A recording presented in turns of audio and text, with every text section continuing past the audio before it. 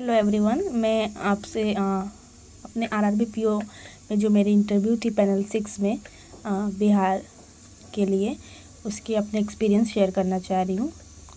ऐसे तो मेरी इंटरव्यू मुझे लगता है कि एवरेज से अच्छी ही गई है। मैंने सारे क्वेश्चंस के आंसर दिए हैं, लेकिन फिर भी ये भी डाउट है कि पता नहीं मैंने थोड़ा सा स्पीड में मेरा थोड़ा चला गया था। मुझे लगता है कि मुझे थोड़ा आराम से बोलना चाहिए था, लेकिन फिर भी आगे देखते हैं क्या होता है। तो जैसा कि आप देख रहे हैं, मैंने लिखा है कि 5 मेंबर थे उसमें पैनल में, 4 मेल थे और एक लेडी मैम थी। पहले जब मैं दरवाज़ा खुला तो मैंने उन सबको ग्रीट किया ऐसे, good morning sir and good morning ma'am. And जब वो तो उन्होंने मुझे बोला कि हाँ ममता बैठिए, हाँ सिट डाउन। उसके बाद जो चेयरपर्सन थे जो मिडिल में बैठे थे सर, उन्होंने पूछा कि अच्छा आपका नाम ममता है? तो मैंने बोला जी सर।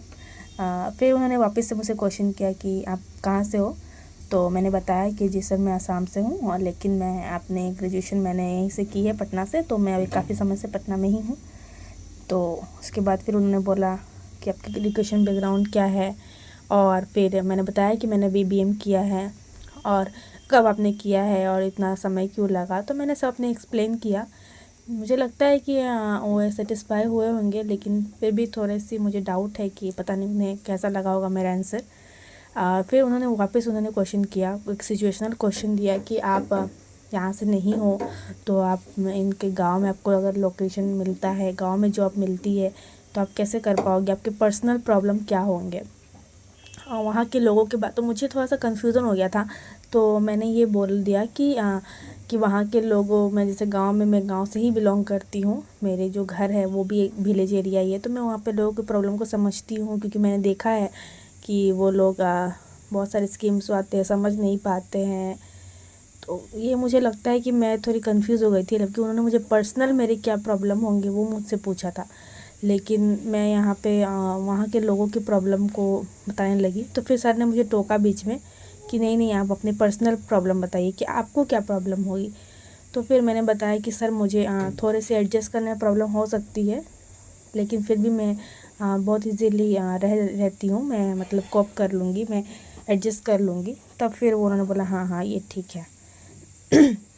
उसके बाद फिर वो उन्होंने पास कर दिया पर्सन 2 को, जो कि उनके राइट साइड में बैठे हुए थे।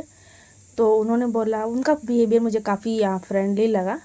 वो बोले कि अच्छा अच्छा, ये तो बिहार की नहीं है, लेकिन फिर भी ये बिहार की ही लगती है, क्योंकि ये इनका मतलब आप एक्चुअली में मतलब कि बस वहाँ पे शिफ्ट हुए। उन्होंने हाँ सर, जब पापा की जॉब की वजह से शिफ्ट हुई हूँ। तो फिर उन्होंने बताया कि पापा का क्या जॉब था, तो मैंने बताया कि ये प्राइवेट सेक्टर में थे। तो फिर उन्होंने मुझसे क्वेश्चन वहीं से पूछा कि 7 सिस्टर्स जो है नॉर्थ ईस्ट की, वो बताइए। तो मैंने बताया।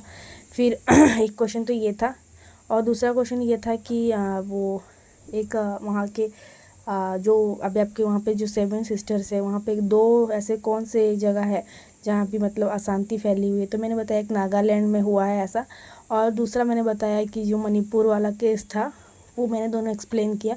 तो बोले हाँ हाँ ये सही है। फिर तीसरा उन्होंने एक क्वेश्चन पूछा जो मुझे अभी फ़िलहाल याद नहीं है, लेकिन हाँ मैंने उसका आंसर दिया था। तो वो तो काफ़ी मुझे सेटिस्फाइड लगे थे। फिर उसके बाद उन्होंने पास कर दिया। तो ये सब थोड़े से मुझे लगे थे कि वो थोड़े से स्ट्रिक्ट टाइप के हैं, वो थोड़ा लुक दे रहे थे स्टार्टिंग से ही। तो उन्होंने मुझे 3 क्वेश्चंस पूछे। पहला मैंने लेकिन 2 ही आंसर दिया। पहले तो उन्होंने सीएम का नाम पूछा, तो मैंने बताया। फिर उन्होंने एक पूछा उनके सीएम के पहले कौन से वो पार्टी में थे, फिर उन्होंने क्यों चेंज किया, ये सब पूछा। तो मैंने बताया, थोड़ा पॉलिटिकल हो गया था ये। तीसरा उन्होंने फिर से एक पार्टी का नाम पूछा, तो मुझे लगा कि नहीं, मुझे नहीं पता, तो मैंने सॉरी बोल के मैंने आगे बढ़ गया। उसके बाद फिर 4th पर्सन को आ गया। तो वो तो थोड़े से वो भी मतलब नॉर्मल ही थे, लेकिन वो जस्ट मेरे एकदम सामने बैठे हुए थे। तो उन्होंने पूछा कि बताइए दरभंगा, ये दक्षिण बिहार ग्रामीण बैंक के बारे में बताइए, आप क्या जानती है। तो मैंने पूरा बताया। तो मैंने प्रॉफिट वगैरह सारी बताई। तो वो उन्होंने बोला अच्छा इतना पढ़ के आई हो, पूरा पढ़ के आई है लड़की। मैं बीच में रुक गई थी, तो मैंने नहीं बहुत अच्छा बोल रही हो, बोलो बोलो। तो फिर मैंने कंटिन्यू किया। उसके बाद फिर उन्होंने स्पॉन्सर बैंक, मैंने जैसे डिटेल बताया था कि इसका ये है, तो स्पॉन्सर बैंक कौन सा है, फिर उसमें क्या होता है। तो एक मैंने बोले कि उसकी भूमिका क्या होती है। तो मैंने बताया कि हाँ फंड देता है 35%। तो फिर उन्होंने कि और क्या होता है। तो उन्होंने फिर बताया मुझे, जो हेड होते हैं ना, वो भी स्पॉन्सर बैंक की तरफ से ही आता है। तो मैंने बोला जी सर मुझे नहीं पता था। तो बोला ठीक है। उसके बाद फिर उन्होंने मैम जो थी मैम को लास्ट में दे दिया। तो मैंने पूछा फाइनेंशियल इंक्लूजन क्या होता है, तो मैंने बताया। उसके बाद मैंने जैसे बताया था कि पीएम जन धन योजना को जोड़ना ये बहुत बड़ी स्कीम थी फाइनेंशियल इंक्लूजन के अंदर। तो उन्होंने पूछा इसके बारे में कि क्या क्या इसमें सुविधा मिलती है, तो मैंने बताया कि क्या मिलती है। उसके बाद फिर बोला कि वही, फिर मैंने बोला ठीक है हो गया। तो मैंने थैंक यू बोला। फिर उन्होंने बोला कि बहुत अच्छा लगा ममता आपसे बात करके। अब पता नहीं ये पॉजिटिव वे में बोला या नेगेटिव वे में बोला ये मुझे नहीं पता, लेकिन मुझे लगता है ओवरऑल 60+ तो मार्क्स सबको मिलते हैं, तो 60+ तो मिलने ही चाहिए। आगे देखते हैं क्या होता है। Thank you everyone.